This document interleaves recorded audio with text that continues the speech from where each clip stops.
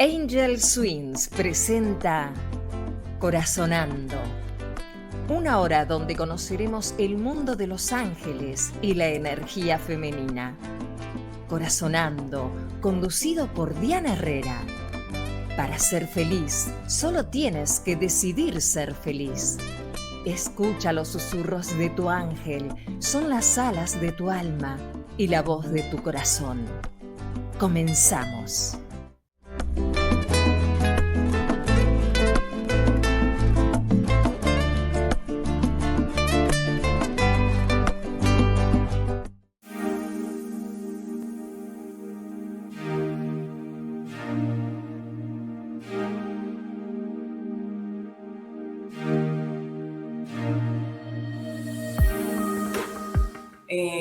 Hoy, retomando el programa, qué mejor que el invitado que tenemos. Es una persona súper querida, un gran amigo con el que he tenido oportunidad de compartir en otras ocasiones. Él se llama José Luis Jiménez y con él tuvimos hace algunos años atrás la oportunidad de compartir en Nueva York y aquí en Austin varios programas y varias actividades que se desarrollaron. Entre ellos estuvimos compartiendo mucho sobre las orientaciones más profundas quizás que él ha llevado, que es sobre la verdad o la historia ignorada de María Magdalena. José Luis Jiménez para muchos es conocido, para otros no tanto, pero igual de eso se trata, de que aprendamos y de que por los distintos medios sociales o redes o medios de comunicación, pues podamos llegar a más personas y conozcamos más sobre estas personas tan interesantes que tenemos, que aportan tanto a la sociedad con sus investigaciones y con sus conocimientos, como es el invitado que tenemos hoy. José Luis Jiménez es un investigador, escritor y poeta. Y entre muchos de los libros que él ha escrito, con los que contribuye a la humanidad de muchas formas, hace aportes de conocimiento con sus investigaciones, está el legado de María Magdalena y otros que ahorita mismo nos va a compartir. Entonces, este es uno de los primeros programas que vamos a tener con él. Es una de las buenas noticias que tenemos. Vamos a tener varios programas con él.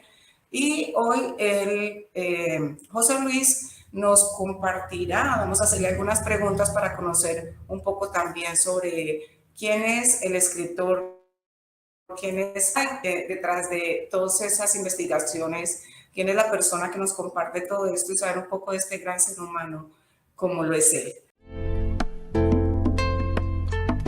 El amor y la gratitud son las llaves para abrir la puerta de la felicidad.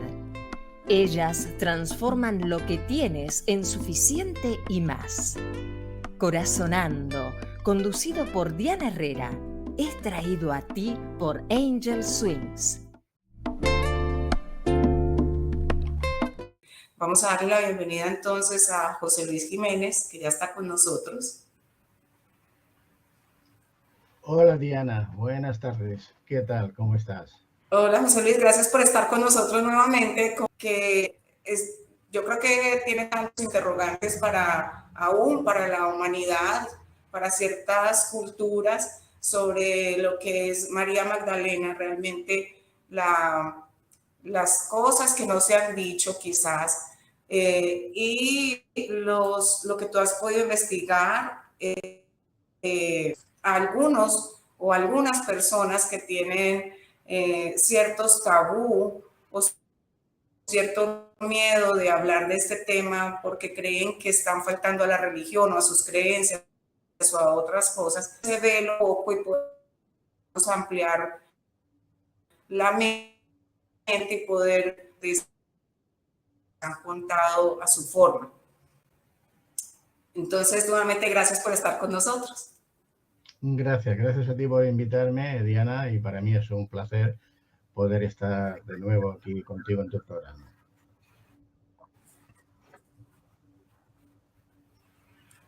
Para iniciar el programa, me gustaría preguntarte qué te motivó a iniciar esta investigación, esta serie de investigaciones? Bueno, el motivo realmente no fue un motivo personal que surgiera de mí, sino fue, diríamos, una especie de inspiración, una conexión que tuve en un momento determinado. Te hablo de hace más de 20 años. Esto sucedió en el año 2001. Entonces, bueno, siento esa inspiración y esa necesidad de investigar sobre el personaje de María Magdalena, un personaje que había sido vilipendiado sobre todo por la Iglesia Católica a través del Papa Gregorio I Magno en el siglo VI, en el año 591, donde él dijo que María Magdalena era la prostituta, que había lavado los pies de Jesús, etcétera. Luego lo explicaremos con detalle, ¿no? Y bueno, pues yo la información que recibí es que todo eso era falso, no era cierto, y que había que lavar, limpiar el nombre de María Magdalena y había que ponerlo donde se merecía, diríamos, en el pedestal que realmente le correspondía por ser quien era, cosa que la mayoría de las personas, parte lógicamente, desconocía. Y bueno, yo para esta misión, por llamarlo de alguna forma, pues necesitaba pruebas, evidencias. Así que yo pues solicitaba, bueno, si tengo que hacer esto, voy a necesitar pruebas físicas, evidencias físicas que demuestren todo esto, ¿no? Así que empecé a investigar al respecto y bueno, yo ahora si quieres te iré explicando un poquito cómo fue esta investigación. Yo aquí en pantalla vemos que hay 3 libros, que es la trilogía que está basada principalmente en el personaje de María Magdalena. Digo principalmente porque vamos a ver que intervienen otros personajes, además de Jesús, de otros cristianos, como fueron los cátaros, que fueron perseguidos también por la Iglesia Católica, o los propios caballeros templarios. Entonces, todo esto a mí me llevó más de 20 años, desde el 2001 hasta actualmente, que sigo escribiendo al respecto, y hay otros libros también publicados sobre ello. Como te decía, 20 años investigando, y en cada libro yo aportaba nuevas pruebas, nuevas evidencias. Bien, esta trilogía, vemos que hay 3 libros. Yo empecé con este primer libro que ahora te voy a mostrar en pantalla. Antes lo has mencionado. Se llama El legado de María Magdalena, lo tenemos en pantalla. Este libro es donde voy a descubrir un retablo que había permanecido oculto en un monasterio cisterciense. Está ubicado en la provincia de Tarragona, en Cataluña, España.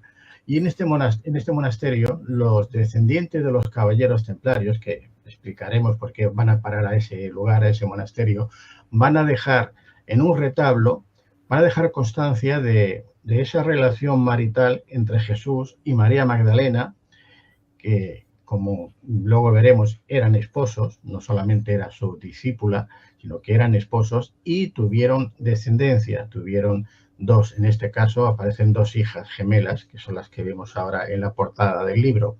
Explicaré cómo llegamos a esto. Después de este primer libro, que fue publicado en el año 2005, estaba escrito un par de años antes, pero salió publicado en el 2005, seguí investigando porque vi que faltaban más datos, más informaciones, sobre todo históricas, para avalar todo lo que ya se había descubierto, y publiqué este otro segundo libro, que el título es El triunfo de María Magdalena, jaque mate la Inquisición.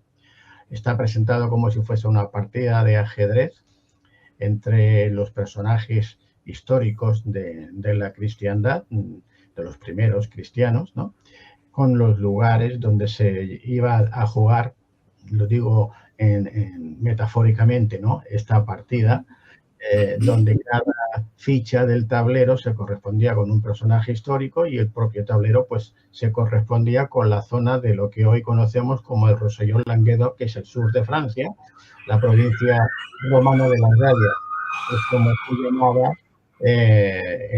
hace 2000 años, ¿no?, en la época que nos referimos. Bueno, aquí en este libro voy a seguir con esa investigación, aportando más datos, Y luego, años después, va a surgir el tercero, el que cerraría esta trilogía, que es La revelación del Grial viviente. Este libro es un compendio muy, muy exhaustivo de todas las informaciones que puede obtener, de todos los datos de lo que realmente representaba María Magdalena, quién era realmente María Magdalena, lo que representaba, lo que representa incluso hoy día y todo lo que envuelve. Y aquí ya se profundiza también en simbologías, diríamos, en simbología y en la parte esotérica, en ese conocimiento oculto, profundo, que se ha mantenido durante varios siglos, ¿no? Es un libro, bueno, yo no sé si ahora tendría que mostrártelos, pero bueno, este tiene como 690 y tantas páginas, 320 y tantas fotografías a color. Son libros muy especiales, ¿no? Que no son libros habituales, porque todo lo que yo investigué lo muestro con fotografías y con documentación, ¿no? Entonces, toda esta investigación está avalada por toda esta serie de fotografías y de documentos. Bueno, y antes, perdón que te interrumpa, pero antes de que avancemos, obviamente vamos a ir al paso, vuelvo y le repito a la gente que se está conectando y que va a corazonar con el programa, que este es el primero de varios programas que vamos a tener con José Luis. Y entonces en este programa la idea es irnos paso a paso con la investigación de José Luis, pero también no solamente con la investigación, sino con el autor, con el escritor, pero más que eso, con el ser humano. Y antes de avanzar, vamos a hacer unas burbujitas y voy a dejarte una pregunta. ¿En qué ha interferido o ha llegado a interferir algo estas investigaciones con la Iglesia Católica en tu vida, contigo personalmente? Vamos a unas burbujitas y nos comentas cuando regresemos. Sí, con la Iglesia Católica en principio no he tenido ningún problema, en el sentido porque yo no estoy atacando ni la fe ni a la Iglesia Católica.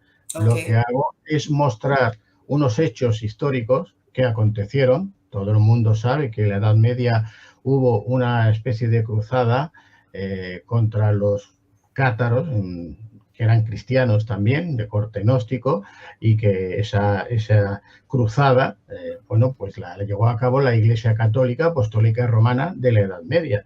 Pero es que si hablamos ahora de la Iglesia Católica con los diferentes papas que ha tenido, con los cismas y todo lo que se ha llegado a producir, que todo eso lo explico en estos libros, como te he dicho, con detalle, pues bueno, vamos a conocer la historia, que es lo que se trata, conocer la historia precisamente para no cometer los mismos errores que se cometieron, ¿no? Exacto. Entonces, yo lo que hago es mostrar hechos históricos que algunos están totalmente demostrados, constatados, otros no tanto, porque ya sabemos que la historia oficial la escriben los vencedores. Claro, el que vence no va a contar lo que le interesa al que ha perdido, cuenta lo que le interesa a él, ¿no? Entonces, claro, y esta observación, esta pregunta te la hago precisamente por eso, para resaltar que de lo que se está hablando es sobre investigaciones que se han realizado, que no son cosas que han sido inventos y precisamente que tienen un soporte, ¿no?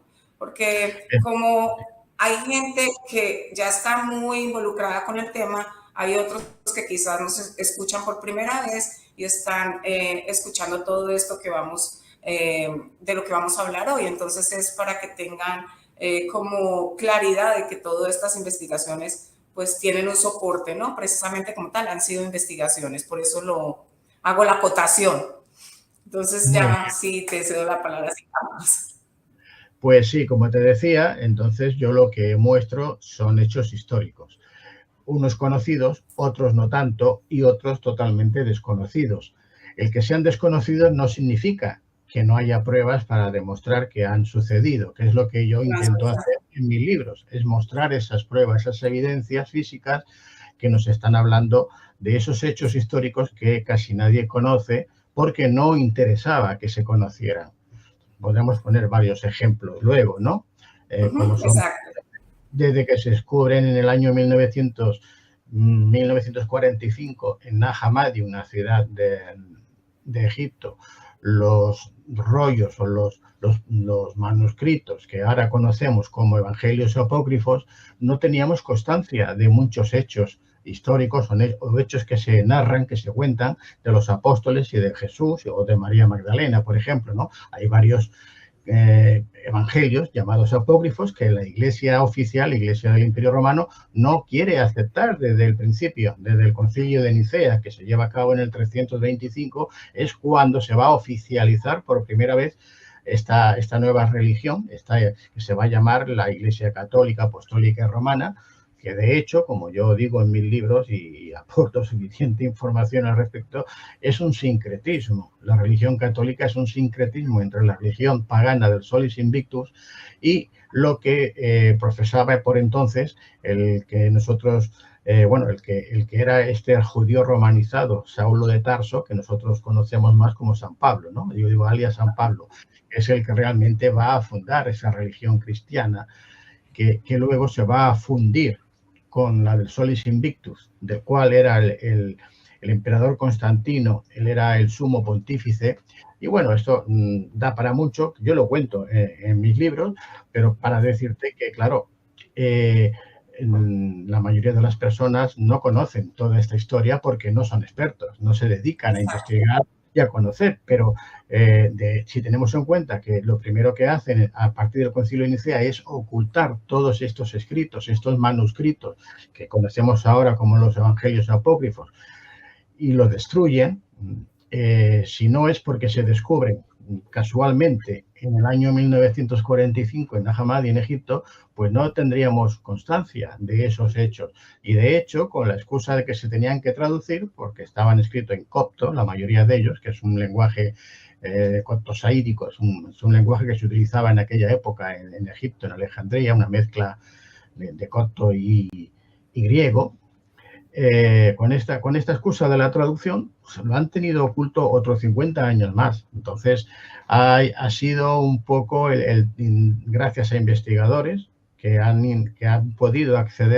pudieron acceder hace pocos años, porque esto es reciente, comparándolo con la historia, es reciente, han accedido a esa información y han empezado a publicar, y a partir de ahí es cuando yo pude empezar también a investigar y a analizar los escritos, los documentos, los evangelios apócrifos, aparte de los canónicos, de los 4 canónicos, etcétera, y a darme cuenta que ahí se habían ocultado mucha información o se había tergiversado también mucha información, ¿no? Y en lo referente al personaje de María Magdalena, que es a lo que yo me centraba sobre todo, pues vi que se había cometido una gran injusticia con el personaje de María Magdalena en muchos sentidos, y es lo que paso a paso fui de alguna forma revelando y aportando esas pruebas, esa información que avalaban lo que yo estaba descubriendo. Así que bueno, la Iglesia, tu pregunta, católica conmigo, problemas, puede ser que alguien personalmente se sienta ofendido, pero yo no voy contra la Iglesia ni contra la fe de nadie, ¿no? Al contrario, lo que estoy haciendo es buscar la verdad, ¿no? Como decía el maestro Yeshua, la verdad os hará libres, ¿no? Entonces, yo lo que hago es buscar la verdad. De hecho, he tenido, ahora ya la mayoría han fallecido porque eran mayores, pero yo he tenido sacerdotes, amigos míos, que me decían, José Luis, sigue adelante, sigue, saca la verdad, sigue investigando, ¿no? Y bueno, no tiene nada que ver, pero bueno, ya sabemos que en el Vaticano no todo lo que reluce es oro, ¿no? Y hay mucho dolor, y esto no es de ahora, ha sido prácticamente desde el origen, desde los inicios, ¿no? Entonces, que nadie se extrañe de que haya habido un interés por ocultar la verdad, por manipular y por, bueno, pues crear una historia oficial que no dice la verdad, sino que dice solamente la parte que a ellos les ha convenido. Y lo que yo he estado haciendo es investigar al respecto de esa parte oculta, de lo que no nos han contado y de todo lo que hay al respecto que puede demostrarse y mostrarte que efectivamente pues nos han ocultado, ¿no? Ajá. En fin, ya te digo, yo personalmente no he tenido ningún problema en ese sentido. En el sentido de perjudicar la transmisión de mi obra, que se conozca, sí, ahí sí te puedo decir que me han vetado en todos los medios donde o bien la Iglesia, o más que la Iglesia, quizás organizaciones muy allegadas, ¿no? Como son el Opus Dei y cosas así, que ya como tienen copada la mayoría de los medios, sobre todo en España, pues ya hay programas de televisión que, bueno, ni hablar de mí, ¿no? O sea, yo de entrada no podía entrar. Hay prensa que ya ni hablar de mí, televisiones que, bueno, bueno, yo estoy allí con 3 cruces negras. Entonces, sí. Y yo creo que esta parte es muy importante que se comparta también con las personas. O sea, no solamente que tenerte y escucharte y adentrarnos en este viaje, en estas investigaciones que tú has hecho, que realizas, es maravilloso. Y de hecho, yo te agradezco por el aporte que le haces a la humanidad realmente, porque es traer la verdad, ¿no? Simplemente. Pero también es bueno que las personas conozcan un poco más, aquellas que quizás no saben mucho sobre José Luis Jiménez o que tengan incógnitas, como la pregunta que yo te hice, ¿qué ha pasado? ¿Hasta dónde han impactado estas investigaciones? Y que tú nos compartas, y sin embargo, a pesar de esos programas que tú dices que ponen 3 cruces y que ni hablar de José Luis Jiménez, pues se continúas con tu camino, continúas con tus investigaciones y con el propósito, ¿no? de presentar lo que quizás se ha pretendido ocultar por tantos y tantos años. Claro, siempre sí, trabas en ese sentido sí que las he tenido, las tengo, evidentemente, ¿no? Pero bueno, por suerte tenemos las redes sociales, tenemos Internet, que aunque también se utiliza a veces para manipular y engañar, también, porque es un arma de doble filo, hay que saber lo que buscamos y lo que vemos en Internet, ¿no? Porque no todo es cierto ni es verdad, pero es cierto que sirve para poder explicar la verdad, y el que tiene ojos para ver y oídos para oír se da cuenta, ¿no? Y sabe dónde está la verdad y dónde puede buscar. Así que a través de Internet y de mis libros, que están todos en Amazon, pues las personas que me siguen y que les interesan estos temas, yo tengo también un canal en YouTube, que es José Luis Jiménez, o sea que es fácil de localizarme, y en Facebook, y allí están todas mis publicaciones, vídeos, programas de radio, de televisión, donde no me vetan, en los países, en España. Bueno, tú ya lo sabes porque ya lo has comentado, estuvimos en Nueva York, estuvimos en Manhattan, en la Cámara de Comercio, estuvimos en Austin, yo he estado luego también en otros países, en Perú, en Buenos Aires, en el Club del Progreso en Buenos Aires, dando conferencias, la presentación de mis libros en Argentina, en fin, he estado en varios países y sí, claro que me conocen, pero donde está, por ejemplo, estas organizaciones que yo les digo que son muy fanáticas, ¿no? Pues por ahí no me puedo ni acercar, evidentemente, porque no les gusta. Donde hay luz, donde hay verdad, no, prefieren ellos su mundo, el control que tienen, y seguir teniendo a las personas controladas a través del miedo y de que ellos son los que deciden quién va al infierno, ¿no? Entonces, estas cosas que parece mentira que hoy día aún sigan funcionando, sí, siguen funcionando. Hay personas que tienen miedo, y si dan la subsiguiente, el pago, ¿no?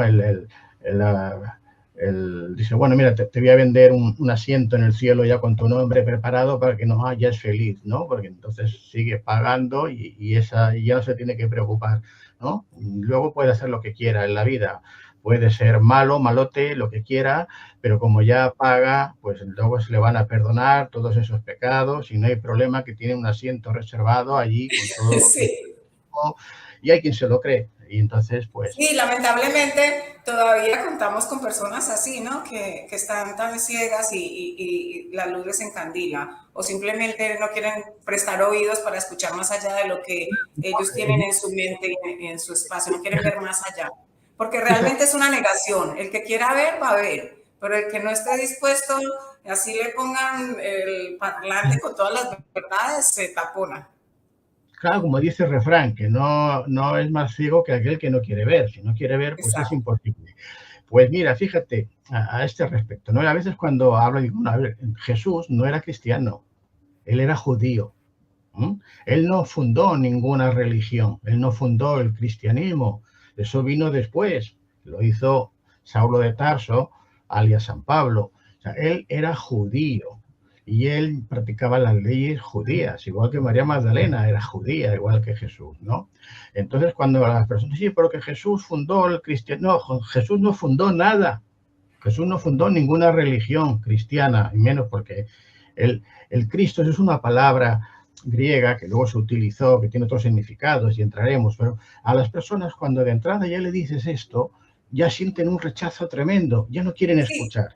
Ya se les... escandalizan.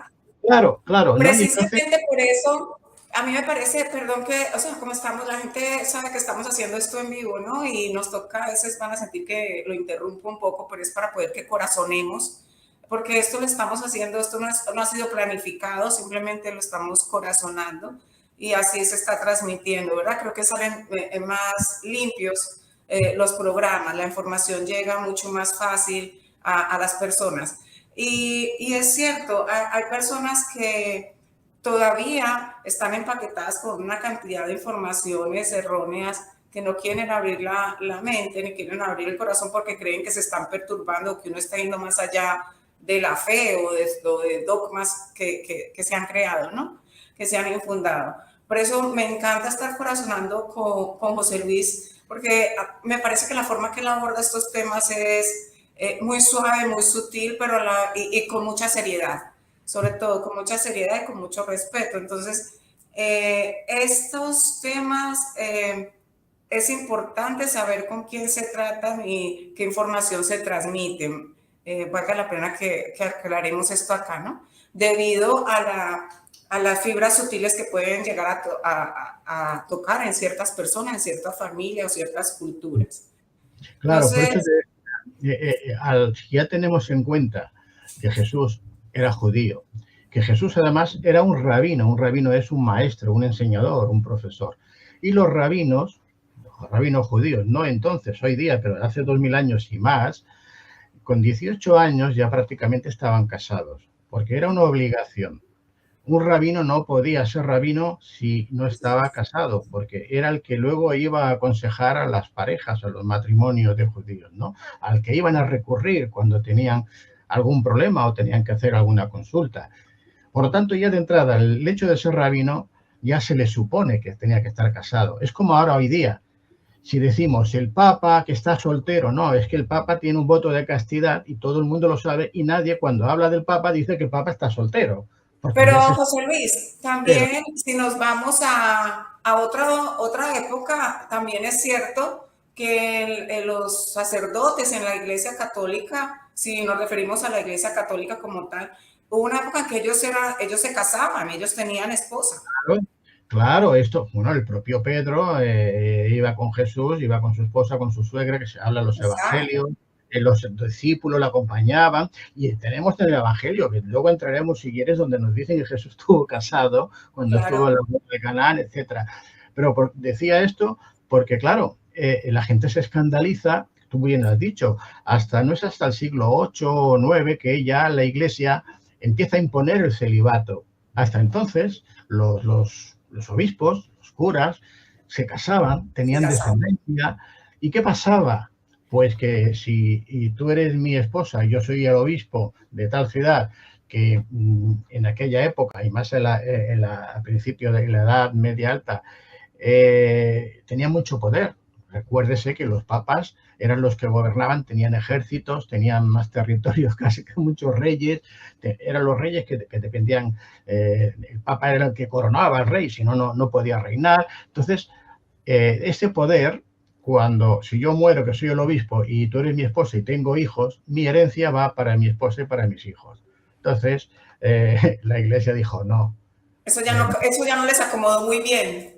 El obispo, si se muere, lo que tiene pasa a la iglesia, ¿no? Entonces, si no tienes hijos, el hijo no puede reclamar. Hijos legales. Luego, Claro. aunque se impuso el celibato, sabemos, bueno, tenemos el ejemplo de Alejandro VI, ¿no? De los Borgias, el Papa Borgia, ¿no? que tenía hijos, incluso a uno de los hijos lo ordenó como cardenal, se hablaba incluso de la hija Lucrecia Borgia, que tenían incesto, que también con ella, en fin, muchas cosas, varios papas, ¿no? Y en cambio ya estaba impuesto el celibato. Es decir, que aunque estaba el celibato ya impuesto, ellos seguían manteniendo relaciones sexuales con mujeres o con lo que fuera.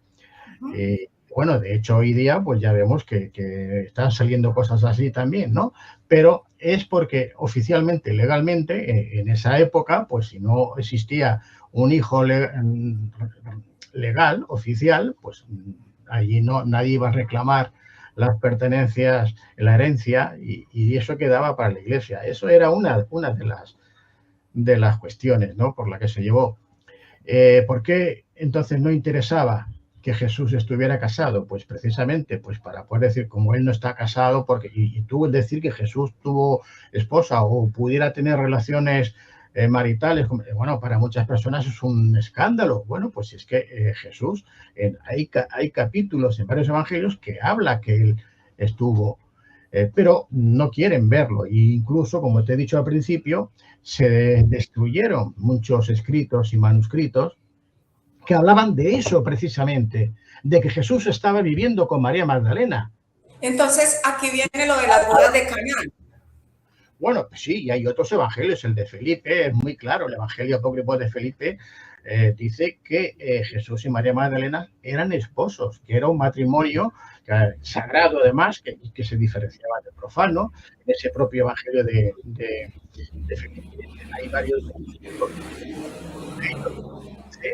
que había 3 mujeres que siempre acompañaban al Señor, que conocemos como las 3 Marías, decimos popularmente, ¿no? De una forma, y es María, la de Cleofás, que sería como su amiga, dice María la Virgen, su madre, sería su madre, dice, y María Magdalena, que haría de amiga, de madre y de koinonos. Koinonos es una palabra en griego que está traducida del arameo, que significa la compañera con la que se comparte todo, es decir, la esposa. ¿Que viene a ser la concubina? No concubina, no. La compañera, o sea, la pareja, la compañera, con la persona con la que compartes tu vida, tu compañero de vida. Que es diferente, que valga la pena la aclaración de las 2 palabras, exacto. Claro, entonces, bueno, a algunos exegetas y tal, pues que no les gusta, o teólogos, que no les gusta aceptar que significa eso la palabra, dicen que, bueno, que no significa la socia. La persona que es socia, y yo digo, ¿pero socios de qué era Jesús y María Magdalena? ¿Socios de qué? ¿De una panadería, de una pescatería, de una tintorería? O peor aún, si según el Papa Gregorio I Magno, ella era prostituta, ¿él quién era? Perdona la expresión, su chulo. O sea, claro, yo lo digo un poco en broma, sin tener ofender, hombre, por favor. Y hablando con lingüistas y expertos en griego, me dicen, no, tienes razón, José Luis, koinonos es la compañera, la persona con la que se comparte la vida, todo. Entonces, José Luis, ¿por qué, te pregunto yo ahora, también entonces, por qué fue tan conocida como la apóstol de los apóstoles? Bueno, ella era la que entendía, porque lógicamente en ese hay otros evangelios en los que se dice que Jesús amaba a María Magdalena más que a los demás y que le estaba siempre dando besos en la boca y tal. Claro, lógicamente es la que estaba más próxima a él. Si era su compañera, su koinonos, ¿cómo no va a ser la principal, la número 1? Si además había muchas mujeres que seguían a Jesús y estaban de alguna forma dirigidas, capitaneadas, por decirlo así, por María Magdalena. De esto se habla poco en los evangelios, pero se habla. De hecho, es en el evangelio, en los 4 evangelios canónicos, que el primero sería el de Marcos, luego vendría el de Lucas, Mateo y Juan, los 3 primeros. Marcos, Lucas y Mateo se llaman sinópticos porque vienen a decir lo mismo, tienen el mismo esquema, y el de Juan ya es un corte, diríamos, más gnóstico, diferente. Bueno, pues en estos, sobre todo los 3 primeros, en el pasaje que se habla cuando Jesús va predicando por Galilea, llega a varias ciudades, y cuando habla que llega a la ciudad de... creo que es en Betania, una de ellas, otra está cerca de Cafarnaúm, y hay unas mujeres que aparecen allá y que empiezan cuando está en casa del leproso, de Simón el leproso, que lo acoge en su casa, y ahí es cuando entra una mujer y empieza a lavarle los pies con las lágrimas, llorando, se los secas con sus cabellos, tal. Y es lo que toma como pretexto el Papa Gregorio I Magno para decir que es María Magdalena, que es falso. O sea, lo toma del Evangelio, en este caso de Lucas, ¿no? Porque dice en este Evangelio, cuando Jesús va predicando por Galilea, por Cafarnaúm, siempre le siguen varias mujeres, no solamente los apóstoles, sino habla de mujeres y menciona a varias, menciona a Juana, la de Yusá, que era una especie de mayordomo del rey Herodes, a otra persona, dice, y María Magdalena, de la que Jesús sacó 7 demonios. Ah, amigo, ¿y qué dice el Papa? Dice, pues si Jesús sacó 7 demonios, eso significa que es la mayor pecadora, la que ha cometido todos los pecados. Por lo tanto, ella es la que luego, en casa de Simón, el fariseo, el leproso, la que le lava los pies con sus cabellos, etcétera, etcétera. Es la pecadora. Y eso lo dice el Papa. La denigran tan vilmente, sí. Claro, lo dice en ese momento. A partir de ahí, el 591, es un 14 de septiembre de ese año, en una homilía que hace en la iglesia de San Juan de Letrán, en lo que hoy día es el Vaticano, a María Magdalena ya se la trata de prostituta, de la mayor de las pecadoras, ¿no? Denigrándola y de alguna forma para sentenciar a la mujer como la pecadora, y que la mujer, si nos damos cuenta, nunca llega a ostentar ningún cargo en la iglesia oficial del Imperio Romano, es decir, en la iglesia católica romana. Porque la mujer no es digna de ocupar ningún cargo. Porque fíjate, María Magdalena, ¿no?, que es una prostituta. Eso es falso. En ningún lugar de ningún evangelio dice que María Magdalena sea esa mujer. Yo todo eso yo creo que lo demuestro en mis libros, diciendo dónde cambian, dónde manipulan, dónde hacen, porque eso es falso. Ella en ningún momento, al contrario, dice María Magdalena, dice, esas 3 mujeres, dice, de las que Jesús sacó 7 demonios, que son las que financian a Jesús en sus viajes, las que le pagan los viajes. Entonces, ¿cómo va una prostituta va a pagar los viajes de Jesús? Sí, José Luis, porque también tengo entendido, tú que eres erudito en este tema, ¿no? Que María Magdalena fue una mujer muy educada y que claro, por eso era que ella podía hablar y Jesús podía hablar con ella profundamente y en distintos niveles, a diferencia de los apóstoles, que por eso hablaba con ellos en parábolas. Claro, efectivamente, así es, Diana. De hecho, tenemos un evangelio, bueno, que se le atribuye a María Magdalena, donde los apóstoles están reunidos, los discípulos, y le preguntan a María Magdalena para que ella les explique, porque no entienden, ¿no? Pedro le tiene una manía, porque Pedro es un poco duro de mollera, ¿no?, de cabeza, que no acaba de entender las cosas, y además le tiene bastante ojeriza, ¿no? Y ahí hay unas discusiones, porque María sí que dice, ¿cómo el maestro le va a explicar a una mujer lo que no nos cuenta a nosotros, ¿no? Y se enfadan con ellos, ¿no? Todos estos diálogos que hay, y ella les explica, y de hecho luego tenemos esos evangelios, esos escritos de María Magdalena, donde explica cosas que ellos no son capaces de entender. Ella tenía una posición elevada, por eso podía pagar los viajes de Jesús, porque tenía dinero, tenía medios de sobras. No era ninguna prostituta de entrada, y además iba con la mujer de un alto funcionario del rey Herodes y con otra esposa de otro funcionario. O sea, no iban con cualquier mujer acompañada con Jesús, iban diríamos, con la alta, con los personajes nobles de la época, los que tenían más categoría. ¿Cómo va a ir una prostituta de allá que... Si ya analizando los propios evangelios canónicos, ya no me voy que luego en los apócrifos vemos más cosas, ¿no? Cuando nos dice que Jesús tiene un hijo, ¿no?, y María Magdalena su esposa, y todas estas cosas nos cuentan más cosas, pero ya en los canónicos, si los analizamos con detenimiento, nos damos cuenta que se están a veces te diría, las interpelaciones que se hacen y las manipulaciones son tan burdas, tan mal hechas que dices, ¿cómo no se han dado cuenta que lo mal que lo han hecho aquí? Porque te están hablando de una cosa y en el párrafo siguiente te meten algo allí que se nota, que se ha metido, incluso como que lo han borrado y encima han escrito otra cosa, lo han sobrescrito, ¿no? Para decir Sí, algo que... entonces, perdón que te diga, que te interrumpa un poco, para hacer una acotación acá a las personas que están escuchando el programa, ¿no? Porque el programa va a quedar grabado y pues lo van a poder escuchar muchas personas a los que les llegue. Y la visión, no pueden estar ustedes, los que están escuchando el programa, captando el por qué la posición de la mujer en la sociedad y cómo empieza todo el patriarcado, ¿no? Si lo podemos hablar de cierta forma. Y claramente vemos, José Luis, por qué la mujer nunca, o hasta el día de hoy, ha llegado a ocupar un puesto bien alto pues, en la Iglesia Católica. Siempre están haciendo otras cosas, pero nada de lo que puede hacer el sacerdote como tal completamente, ¿no? Sin excusas, inspiraciones y reflexiones de vida. ¿Por qué se trata de un libro diferente? Porque es un libro que le recuerda al lector que no estamos solos, que en las adversidades debemos recordar que nuestra esencia es puro amor y por lo tanto debemos regresar a esa frecuencia para permitir recibir la asistencia divina que nos pertenece. Corazonamos. Adquiere el tuyo ya.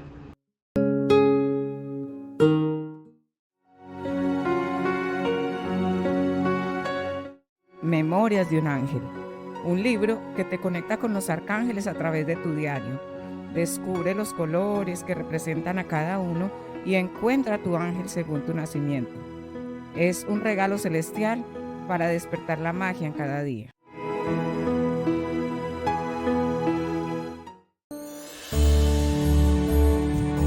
Es un viaje celestial. Compendio angélico despierta tu conciencia y te lleva a la armonía con los ángeles, chakras y la energía divina. Es una joya para la mesa de noche que iluminará tu espíritu. Compendio angélico, ángeles, chakras y energía. Sin duda alguna, será tu mejor regalo. Regala elevación. Sí, a partir de ese momento, ya de una forma oficial, por decirlo así, se le niega el derecho a ostentar ningún cargo en la Iglesia, que la Iglesia forma parte del Estado ya en ese momento, porque ya no olvidemos que la Iglesia forma parte del Estado, ¿no? Entonces, de esa forma, a través del personaje de María Magdalena, la mujer ya no tiene acceso a ningún cargo. De hecho, incluso durante muchos años, siglos, la Iglesia, los obispos llegaron a decir que la mujer no tenía alma. La mujer no era como el hombre, que no tenía alma. O sea, eso lo han llegado a decir, ¿no?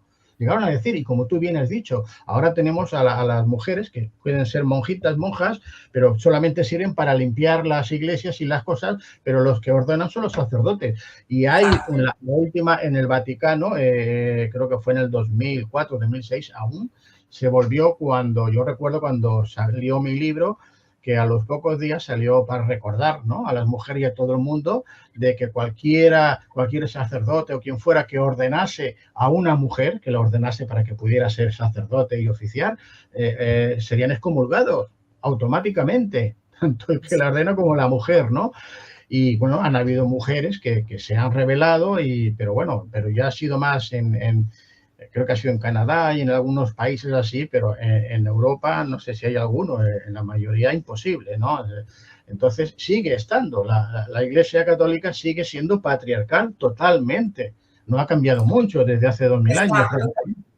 Y por eso podemos ver entonces todo lo que ha llevado, o sea, al lugar que ha ocupado en cierta forma la mujer en la sociedad y la lucha constante de la mujer y que en esa lucha también se ha perdido porque ha llegado a rivalizar con el hombre para poder luchar por una igualdad de derechos, ¿no? Que quizás en esa nos hemos perdido un poco y de ese tema hablaremos en otros programas con José Luis Jiménez.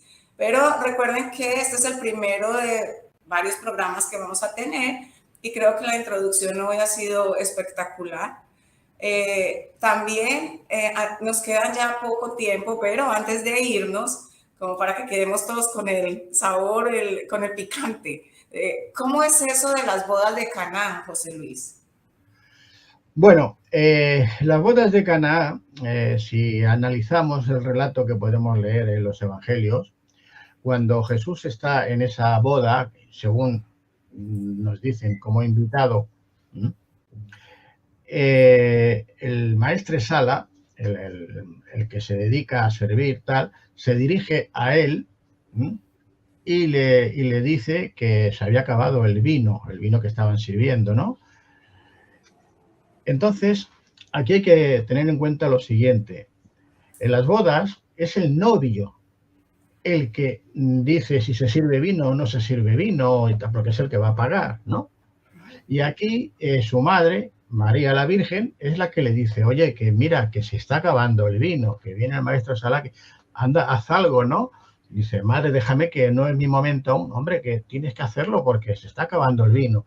Y es cuando él pide las tinajas de agua, 50 litros, que las traigan, y bueno, pues convierte el agua en vino, y al final le viene el maestresala y le dice que todos los novios siempre sirven el vino bueno al principio, pero que él lo ha servido, o sea, al revés, él ha servido el mejor vino al final, cuando ya han bebido y cuando se supone que están medio borrachos, medio bebidos, medio ebrios, y les da el mejor vino, ¿no? Entonces, claro, ahí esto es evidente. A un invitado, ¿cómo se le va a decir que se ha acabado el vino y le va a venir a decir que ha servido en segundo lugar, si eso lo hace el novio? Claro, se está dirigiendo al novio, pero es que hay más. Tenemos otro evangelio apócrifo que nos habla de los seguidores de Juan el Bautista, que era primo de Jesús, era primo carnal de Jesús, se llevaban 6 meses de edad, que es el que ya era conocido, porque era el que predicaba, el que bautizaba, se llamaba Bautista porque bautizaba, sumergía a los seguidores en el río Jordán. Y los seguidores y los discípulos de Juan el Bautista y los discípulos de Jesús no se llevaban muy bien, ¿no? Entre ellos no había muy buen rollo, ¿eh? Entonces, cuando las bodas, las fiestas, no se hacían un día, llegar a tal hora y te marchas a tal hora, duraban incluso a veces varios días, una semana podía durar. Entonces los discípulos de Jesús estaban por el suelo, habían bebido, estaban medio ebrios, y los discípulos de Juan el Bautista pasan por allá, los ven y le critican, ¿no? Y le dice, ¿cómo es que nosotros que somos los discípulos de Juan el Bautista, que estamos haciendo ayuno, que hacemos tal, y aquí los tuyos están embriagados y tal? Y dice, dejadlos ahora que disfruten de su maestro, que tiempo habrá que no lo van a tener, que se quedarán sin él. Entonces tenemos más evidencias, más pruebas que nos están hablando de que la boda es la de Jesús. Bueno, y podríamos hablar aquí, respondiendo a tu pregunta, aunque nos estamos contando toda la historia de por qué María Magdalena huye, tal, y todo lo demás que hay, que supongo que lo estás dejando para otro momento u otra. Exacto. Otra, pero bueno, yo ahora te respondo preguntas. Es que, o sea, yo sé que mucha gente, tú tienes cientos y cientos de programas, ¿no? Y cada programa trae un mensaje distinto o transmite, puede ser el mismo mensaje con distintas palabras. Pero me ha parecido muy interesante la forma como hemos desarrollado este programa, porque antes de llegar a profundizar más sobre por qué María Magdalena huye y adentrarnos ya más en todo esta información, este conocimiento que muchos están por habla, el comienzo, ¿no? Un poco, qué ha pasado, develar un poco muchos cuentos, muchas historias que se han querido empaquetar y se nos han querido empaquetar a muchos con la religión o con la cultura, o yo qué sé, de muchas formas. Entonces, me parece que así nos vamos adentrando más al tema para los otros programas que vamos a tener.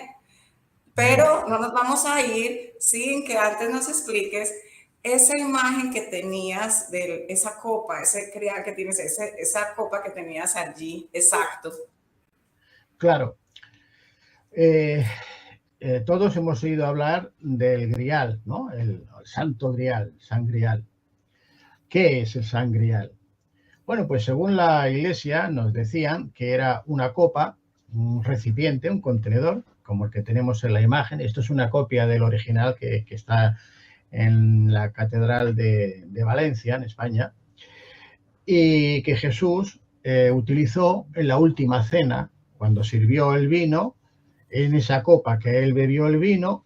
Después José de Arimatea, explicaremos quién es José de Arimatea, un personaje muy importante, que es era el dueño de la casa donde se llevó a cabo toda esta cena. Se la guardó, fíjate tú, se la guarda para cuando crucifican a Jesús, ir con esa copa, y cuando Longinos lo atraviesa en el costado con la lanza, que sale la sangre, él recoge la sangre de Jesús, lo guarda en esa copa, en ese grial. Y eso, según la Iglesia, era el Santo Grial, el San Grial. Bueno, yo te voy a dar ahora mi versión, lo que significa la palabra San Grial. Este es el original de esa copa que hay en Valencia. Yo te he puesto la copia porque la copia se ve mejor, se distingue mejor. Es un recipiente que contiene la sangre de Jesús, la sangre de Cristo. ¿Por qué es san? San viene de santo. La palabra San Grial es una unión de dos palabras de un lenguaje, de una lengua, que se utilizaba en la zona de lo que hoy día es el sur de Francia, y en esa época eran las provincias, las Galias romanas, hablaremos de todo eso, y en la zona concreta de Occitania.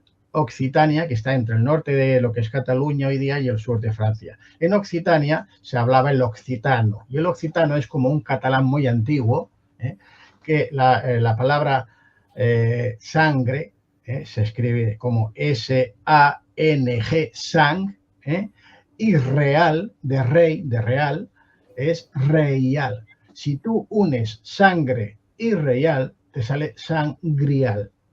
¿Y por qué es una sangre real? Pues porque Jesús, cuando lo crucifican, tienen que acusarlo de enemigo de Roma. ¿Y por qué lo acusan que es enemigo de Roma? Porque él admite ser el rey de los judíos. Y entonces sabemos que en la cruz le ponen aquel cartel que dice INRI, que es Jesús Nazareno Rex judío, rey de los judíos. Jesús Nazareno o Nazarita, no Jesús de Nazaret, él no nace en Nazaret. Otra cosa que hablaremos, Nazaret no existía como tal, con ese nombre, ¿no? Entonces, él acepta, y ahora no vamos a entrar a discutir, que es el rey de los nazareos o nazaritas, por eso de los judíos, y Pilato, Poncio Pilato, el prefecto romano, entonces lo condena a morir crucificado porque le obligan los fariseos, los saduceos, que son los sacerdotes del templo, a los que Jesús ya había denunciado por corruptos, ¿no? Y le tenía muchas ganas, pero nadie podía sentenciarlo a muerte si no era el prefecto romano. Aunque tenían una policía en el templo de Jerusalén, los sacerdotes del Sanedrín, que era como se llamaba este gobierno, no tenían potestad. Ni siquiera el rey puesto por los romanos, Herodes Antipas, tenía esa potestad. Hablaremos todo lo que llegó a sufrir él, pero a él lo crucifican en base a que acepta que es el rey. Entonces es sangre real. Jesús, su sangre es real porque es rey. Por eso, ahora nos estamos adelantando, pero simplemente para explicarte lo de Grial, San Grial, cuando María Magdalena tiene que huir, y explicaremos cuándo huye, por qué huye, y se va a esta zona concreta de las Galias, y está en Occitania, allí la palabra de la sangre real, o sea, es sangrial, al unir sangre real. Y claro, para no decir que es María Magdalena la que contiene la sangre de Cristo, pues se inventa de la copa. ¿Por qué? Pues porque María Magdalena es el contenedor de la sangre de Cristo. ¿Por qué es el contenedor de la sangre de Jesús? Porque está embarazada de Jesús, porque en su vientre tiene el hijo de Jesús, en este caso las hijas, como veremos, que es lo que yo descubro en toda esta investigación. Entonces, ella es ese recipiente, ella tiene la sangre real, ella es el grial viviente. Por eso ese título que hemos dicho al principio del tercer libro, la revelación del grial viviente, porque ella es el grial viviente, ¿no? Y bueno, a partir de aquí, pues ya veremos que la historia, pues durante estos 2000 años... O sea, ella es la portadora del grial viviente. Claro, ella es la portadora de la sangre de Cristo. Perdón, ella es la que tiene en su interior la sangre, por eso ella es el santo grial, ella es el sangrial.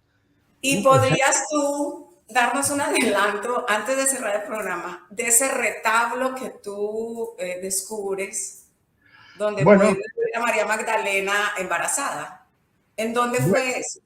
Vamos a ver, es que estamos saltando mucho, pero bueno, es el monasterio de Santes Creus, lo que te estoy diciendo, hablaremos con detalle.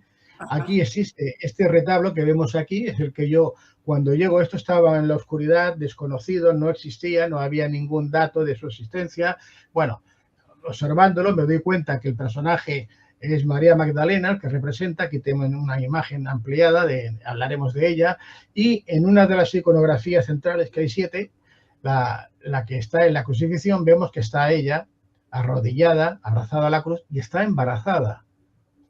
Aquí la tenemos en esta ampliación, ¿ves? Está perfectamente embarazada, el vientre hinchado, caído, abultado, se le marca aquí incluso el ombligo, tiene los pezones abultados, los pechos, tiene un cíngulo que eso se le ponía a las mujeres embarazadas, luego más adelante veremos cómo se le pintaba siempre a María Magdalena así, que significa que está encinta. Habréis oído hablar a veces cuando dicen, esta mujer está encinta, y es que está embarazada.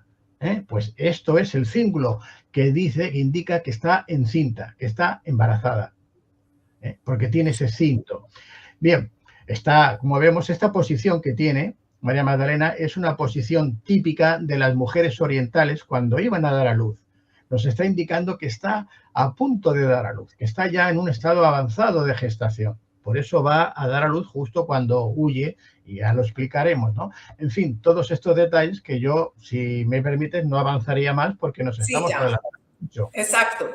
Muchas gracias. Yo creo que hemos tenido un programa espectacular, José Luis. Muchas gracias por puede ser el conversatorio que hemos tenido, ¿no? Ha sido súper agradable y poder desglosar poco a poco muchas cosas que hemos hecho hoy, ¿no? Y acercar a la gente. Y como ha sido hablar de la iglesia, de que no es, antiguamente sí los sacerdotes se casaban, y bueno, otra información que muchos sabrán, otros no, pero que fue real, eso sucedió. Entonces, ¿qué soportan que Jesús pues fue casado o se casó de alguna u otra forma, ¿no? Porque claro, era parte de esa época también, que ellos en cierta edad también fueran. Claro, Jesús era judío y era un rabí judío. Un rabino no podía estar soltero. Si un rabino estaba soltero, cosa improbable, era uno de los mayores pecados. Porque la primera obligación de un judío era tener hijos. Porque si no, estaba desobedeciendo la ley de Yahvé, de su Dios, que es la de crear, la de tener descendencia. Y si no estaba casado, también, si no tenía descendencia, pues había otra cuestión, que entonces en aquella época, y no sé si incluso hoy día, es que sería homosexual, y un homosexual rabino no podía ser. Por lo tanto, tenía que estar casado, sí o sí, es que no había otra opción. Sí. Gracias. Nuevamente, muchas gracias por haber corazonado con nosotros. Quedamos pendientes para los próximos programas. Y las personas que nos escuchen pueden encontrar a José Luis en las redes sociales. ¿Las puedes compartir nuevamente, por favor? Sí, me pueden localizar en YouTube, en mi canal José Luis Jiménez. Allí, si pones José Luis Jiménez María Magdalena, seguro que le voy a salir rápidamente porque casi todos mis vídeos y programas de María Magdalena están allá. Allá podrán ver todo esto que estamos hablando ya con detalles y fotografías. O también a través de Facebook, también como José Luis Jiménez, me van a encontrar. Y en Instagram, bueno, también tengo el mismo nombre. Quiero decir que como José Luis Jiménez, en principio, me van a encontrar sin problemas. Si tienen algún problema, pues a través de mi página web, que es www.jljiménez, con G, como aparece aquí en pantalla, jljiménez.es, ahí en mi página web tienen los enlaces para YouTube, para Facebook, Instagram, y también, aunque ahora me la están haciendo de nuevo y estoy incluyendo nuevos artículos, hay páginas que aún faltan algunos datos, pero también tienen mucha información y vídeos para poder ver. Perfecto. Entonces, bueno, les recordamos que todos los martes a las 7 de la noche estaremos corazonando y podremos compartir e interactuar con las personas que tengamos invitadas y de las que podemos aprender y abrir nuestro conocimiento, ¿no? Corazonar. Bueno, gracias nuevamente a ti por tu tiempo. Estaremos compartiendo nuevas fechas dentro de poco, en las fechas donde tendremos los futuros programas y donde también estaremos anunciando algunas actividades que José Luis hace y, Bueno, y noticias. Sí, si me permites, si alguien está interesado, aunque no hemos podido hablar del recorrido que hizo María Magdalena, de la ruta de María Magdalena, como queda poco tiempo, está muy cerca, pero hay personas que vienen ya desde Estados Unidos y de otros países de América a esta ruta. Es un viaje que hago en esta Semana Santa, desde el 5 al 10 de abril, esta ruta de María Magdalena que empieza en Barcelona, en Montserrat, el macizo de Montserrat, y va recorriendo el sur de Francia, en estos lugares donde María Magdalena estuvo, que tiene que ver relacionado con ella, también en donde la Santa Cueva, donde se supone que estuvo los últimos años de su vida, San Maximín, donde estaba el sepulcro, los restos de ella, y regresaríamos hasta el monasterio de Sant Escriu, donde encontré este retablo y explicarlo todo con detalle. Si a alguien le interesa ese viaje que estoy haciendo, que me escriba a través de mi página web, ahí tiene mi correo también, que es jljimenez@jljimenez.es, y yo le facilito la información, porque igual cuando hablemos de todo esto en el próximo programa, ya hay tan poco tiempo que o están las plazas ocupadas o no les dan tiempo de poder venir, y es una pena porque ya hasta, no sé si el año que viene o el otro, no lo vuelvo a hacer. Entonces hay muchas personas que están esperando durante tiempo a que lo haga. Digo, pues voy a aprovechar ahora, aunque no hemos hablado de todo lo que vamos a ver en ese viaje, si te parece lo hablaremos en otro programa, y los que puedan venir ahora, que quieran, que sepan que yo les doy la información si me escriben a ese correo, y ya pues para en los próximos programas, si se quiere organizar a través de ti, las personas que estén interesadas, porque ya habrán visto y conocido todo, pues bueno, ya habrá tiempo para organizarlo. Pero bueno, gracias nuevamente, un abrazo corazonado. Gracias por tu tiempo y por compartir todo lo mucho, lo poco que puedas, que conoces, que aporta tanto a la humanidad. Nos despedimos en armonía, en paz, y le presentamos a la divinidad todo lo que somos, todo lo que tenemos y todo lo que queremos ser. Corazonamos. Puedes y debes moldear tu propio futuro. Eres el arquitecto de tus sueños. Hoy puedes hacerlo realidad. Corazonando, conducido por Diana Herrera, es traído a ti por Angel Swings.